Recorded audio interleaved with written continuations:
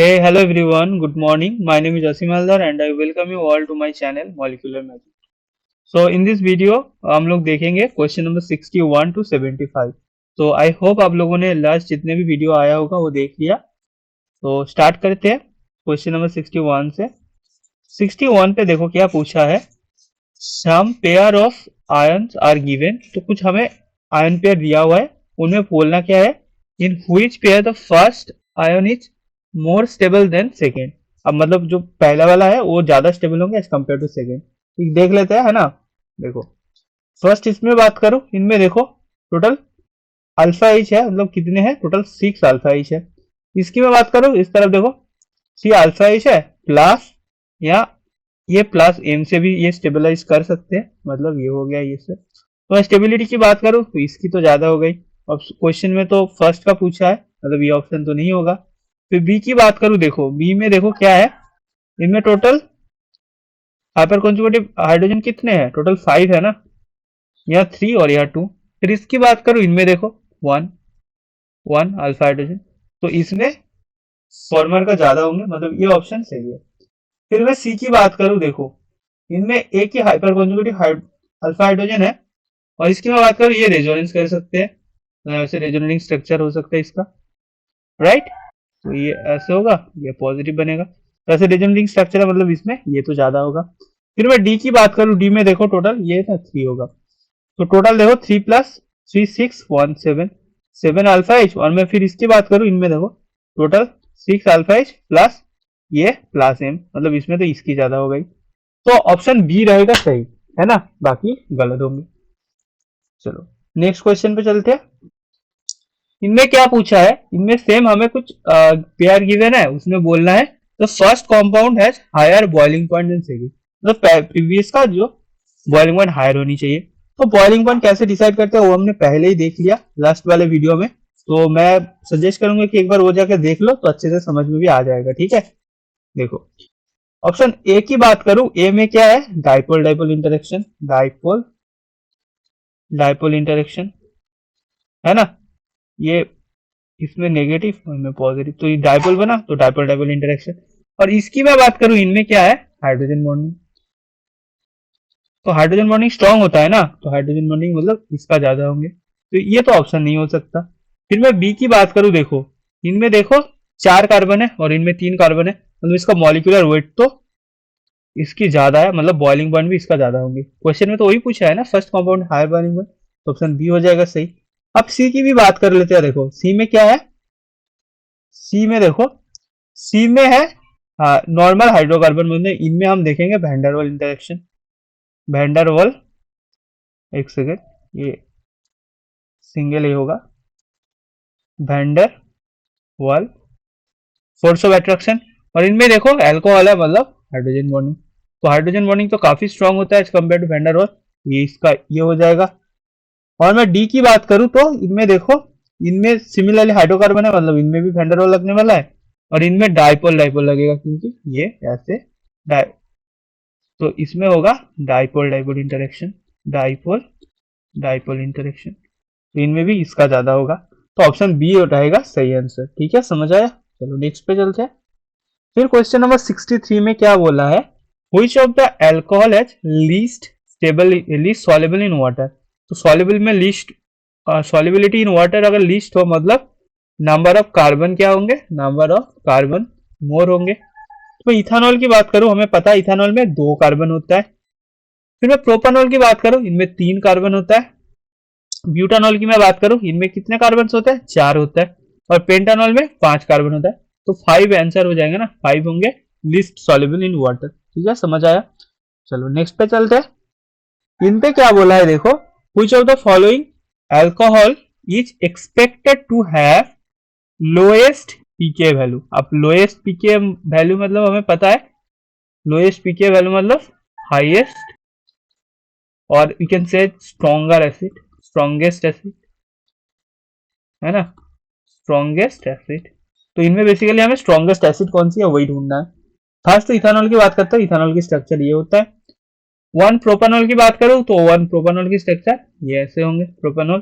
फिर इनमें बोला है 2 2 2 ट्राइफ्लोरो इथानॉल, तो इथानॉल बना लो, नंबरिंग कर लो 1 2, मतलब 2 पोजीशन पे 3 फ्लोरीन है, तो ऐसे बना दिया। फिर मैं इसकी बात करूं तो इनमें है 2 क्लोरो इथानॉल, सिमिलरली बना लो, नंबरिंग कर लो 1 2, मतलब 2 पे 1 क्लोरीन है।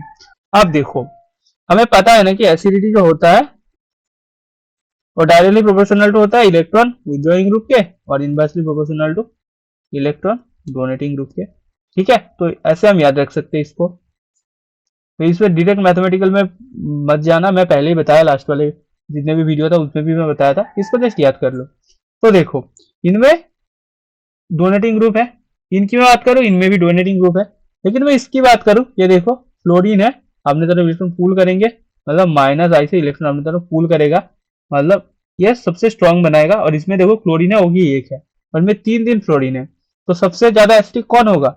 सी होगा ना, ऐसे हम बोल सकते हैं कि सी तो सबसे स्ट्रॉन्गेस्ट एसिडिक होंगे, मतलब लोएस्ट पीके वैल्यू होगा सी का। चलो समझ में आया, ये क्वेश्चन नंबर 64 का आंसर होंगे सी।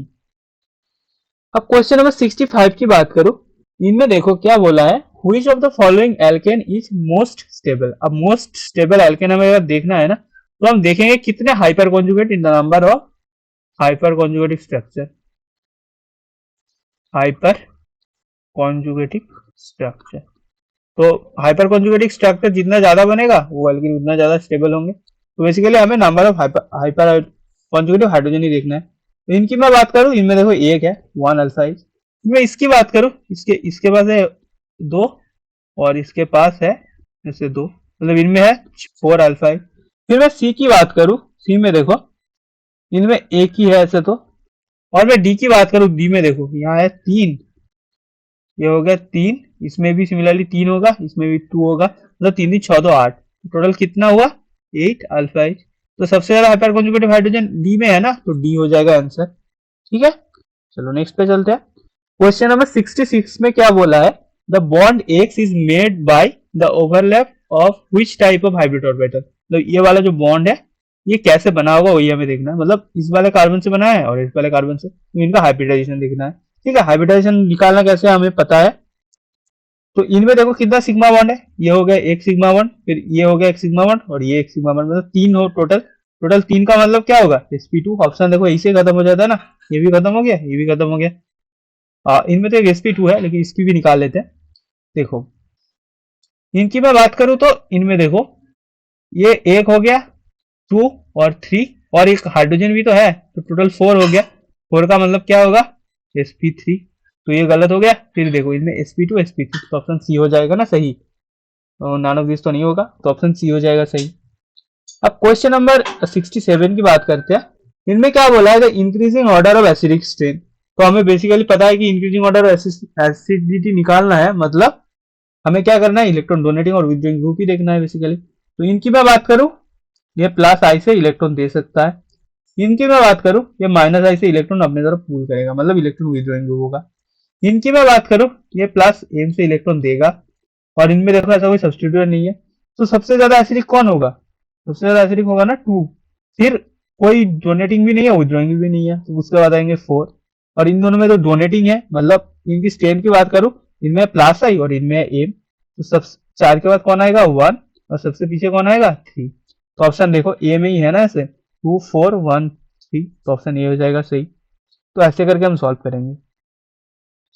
क्वेश्चन नंबर 68 की बात करते हैं। तो इनमें क्या दिया है, देखो एक बेंजोइक एसिड है और इनमें सोडियम बाइकार्बोनेट है और इसका प्रोडक्ट है CO2। हमें क्या करना है कि जो C स्टार है, मतलब ये आइसोटोपिक जो लेवल किया हुआ है, मतलब ये बाइकार्बोनेट पे है, वो किस पे दिखेगा प्रोडक्ट पे। तो देखो इसकी मैं रिएक्शन की अगर बात करूं, तो ये सोडियम बाइकार्बोनेट क्या करेंगे, एसिड बेस रिएक्शन होगा, इसमें एसिड बेस रिएक्शन होंगे और ये प्रोटॉन लेकर ये सॉल्ट बनाएगा, मतलब ये बेंजोइक एसिड का सॉल्ट बनाएगा सोडियम बेंजोएट, प्लस हमें जो बाइकार्बोनेट है ऐसे कार्बोनिक एसिड देखने को मिलेगा। ठीक है, और इस पे बाइकार्बोनेट पे स्टार था, मतलब ये स्टार ऐसे आएगा। तो ये ना बहुत अनस्टेबल होता है, तो ये कैसे टूट जाएगा, वाटर प्लस CO2 में टूटेगा और CO2 निकाल जाएगा। अब देखो कार्बन के ऊपर नेगेटिव चार्ज था ना, तो ये टूट के ये बना, मतलब ये वाला कार्बन के ऊपर हमारा आइसोटोप कार्बन रहेगा। तो ऑप्शन क्या होगा CO2। तो ऑप्शन देख लो CO2 ए में है, तो ये हो जाएगा करेक्ट। ये भी नहीं हो सकता, ये भी नहीं हो सकता, ये भी नहीं हो सकता। तो ऑप्शन ए हो जाएगा सही आंसर। ठीक है, ऐसे निकालेंगे हम। फिर क्वेश्चन नंबर 69 की बात करूं, इनमें बोला है the order of increasing acidity. ठीक है, अब इसकी बात देखो, इनमें हाइब्रिडाइजेशन की बात करूं तो ये हो गया sp3। इसकी मैं हाइब्रिडाइजेशन की बात करूं, वो तो हाइब्रिडाइजेशन की क्यों निकाल लेंगे हम। तो हमें बेसिकली क्या करना है, कॉन्जुगेट, सॉरी इनमें तो एसिडिटी निकालना है ना। तो इनमें क्या करना है कि कॉन्जुगेट जो बेस बनेगा उसका स्टेबिलिटी देखना है। इसको निकाल दो, ये नेगेटिव बना लिया, इनकी निकाल दो, ये नेगेटिव बना लिया, और इसको भी निकाल दो, ये बना नेगेटिव। अब देखो ये वाला जो नेगेटिव है, ये पीएच रिंग के ऊपर, फिनाइल रिंग के ऊपर ऐसे डिलोकलाइज कर सकता है, मतलब ये तो नेगेटिव चार्ज बना स्टेबल। बाकी इन दोनों में देखो सारे ही लोकलाइज्ड है, इनमें भी लोकलाइज्ड, इनमें भी लोकलाइज्ड। तो यहां से मैं बोल सकता हूँ कि 3 का तो होगा सबसे ज्यादा। फिर मैं 1 और 2 की बात करूं, देखो 1 में ऑक्सीजन, और हमें पता है कि इलेक्ट्रोनेगेटिविटी ऑक्सीजन की ज्यादा होता है एज कम्पेयर टू नाइट्रोजन। तो यहां से मैं बोल सकता हूँ कि ऑक्सीजन के ऊपर नेगेटिव चार्ज तो ज्यादा स्टेबल होंगे एज कम्पेयर टू नाइट्रोजन। तो उसके बाद आएगा 1, और फिर सबसे पीछे कौन आएगा, 2 आएगा, है ना। तो ऑप्शन देख लो, 3 सबसे, 3 उसके बाद 1 और 2, तो ऑप्शन ए हो जाएगा ना सही आंसर। इसका आंसर क्या होगा, ऑप्शन ए। ठीक है, चलो नेक्स्ट पे चलते हैं।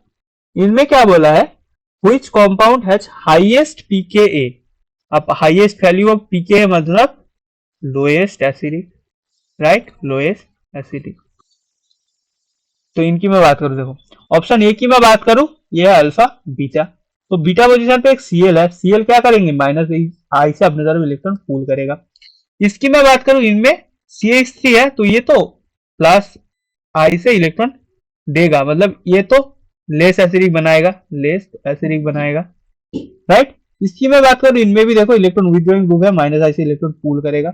इनमें तो दो दो क्लोरीन है, तो सबसे लीस्ट एसिडिक कौन हो जाएगा, ऑप्शन बी ना, क्योंकि इनमें तो इलेक्ट्रॉन डोनेटिंग ग्रुप है जो कि इसको, इसकी एसिडिटी घटा रहा होगा। तो लोएस्ट एसिड कौन सा हो जाएगा, option B, lowest acid mean highest pK. ठीक है, अब क्वेश्चन नंबर 71 की बात करते हैं। इनमें बोला है consider the hydrogen atom attached to 3 different carbon atom 1 2 3, rank the attached hydrogen atom in order to most acidic to least acidic. तो बेसिकली हमें एसिडिटी का ऑर्डर निकालना है।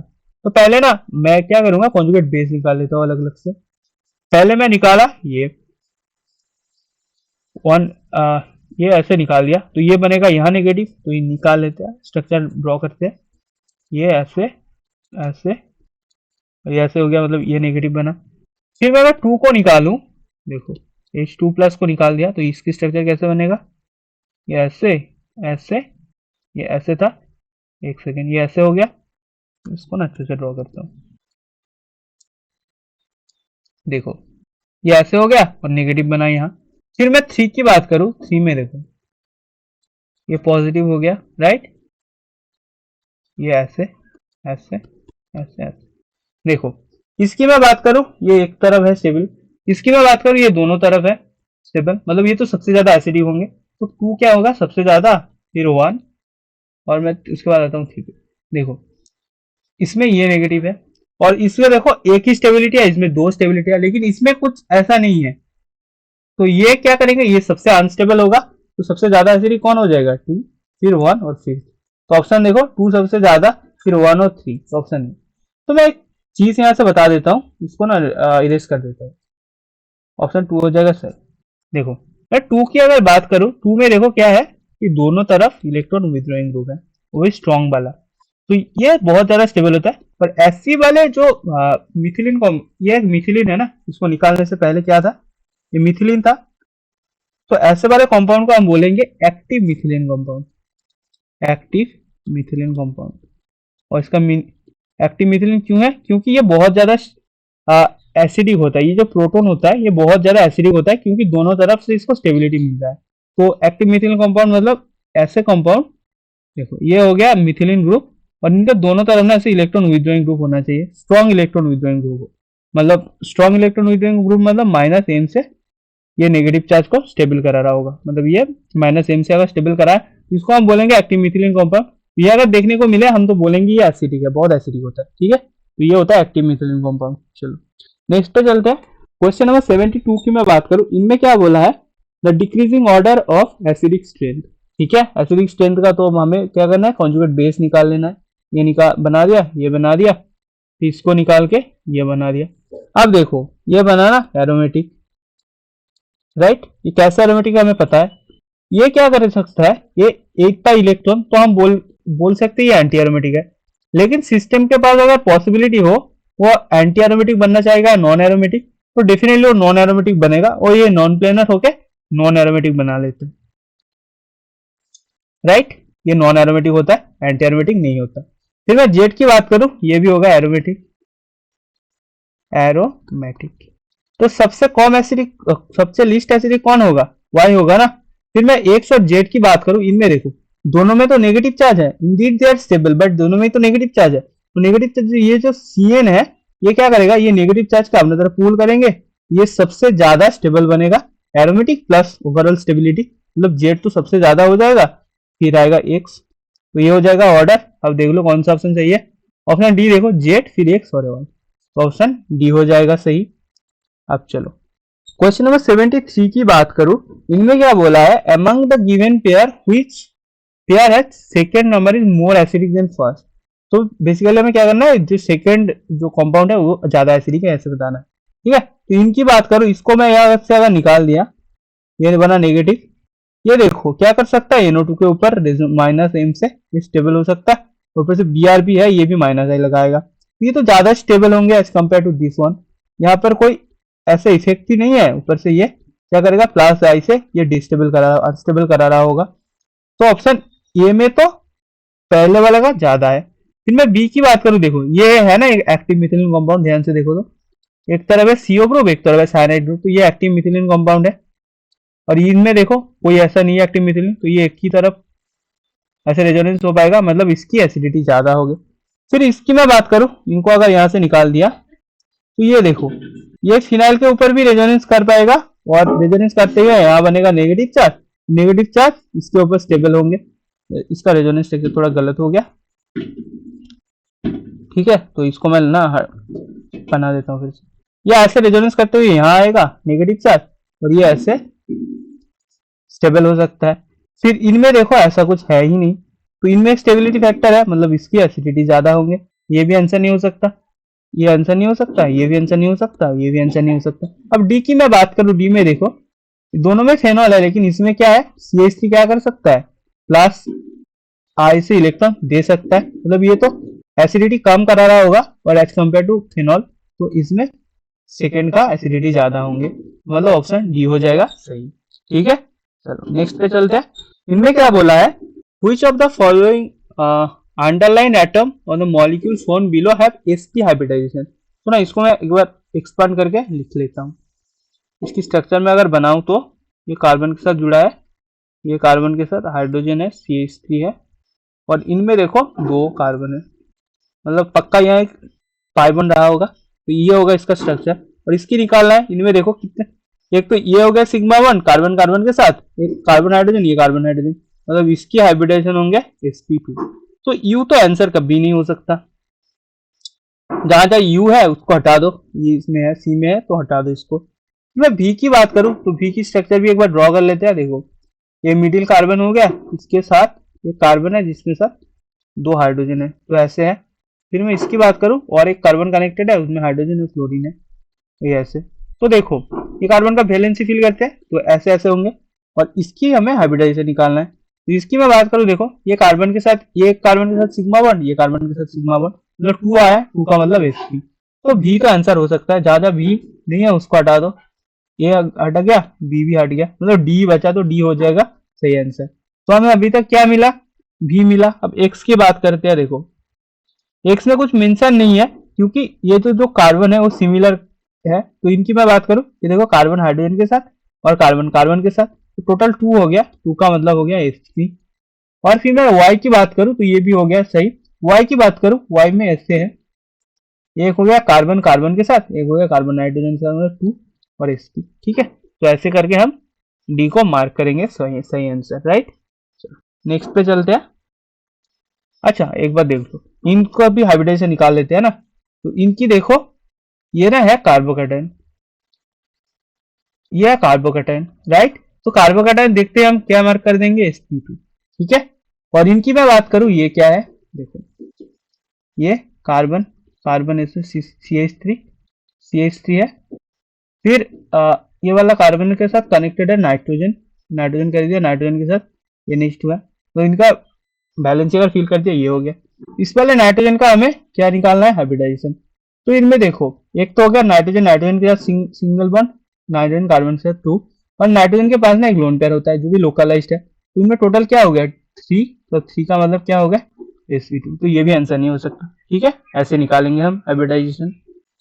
अब क्वेश्चन नंबर 75 की बात करूं, इनमें क्या बोला है देखो, which of the following is the product of reaction of AlCl3 and dimethyl ether. अब देखो जो AlCl3 की मैं बात करूं, इनमें बस क्या होता है ना, एक वैकेंट p ऑर्बिटल होता है, बोरोन की तरह होता है, इनमें वैकेंट p ऑर्बिटल होता है, वैकेंट p ऑर्बिटल होता है।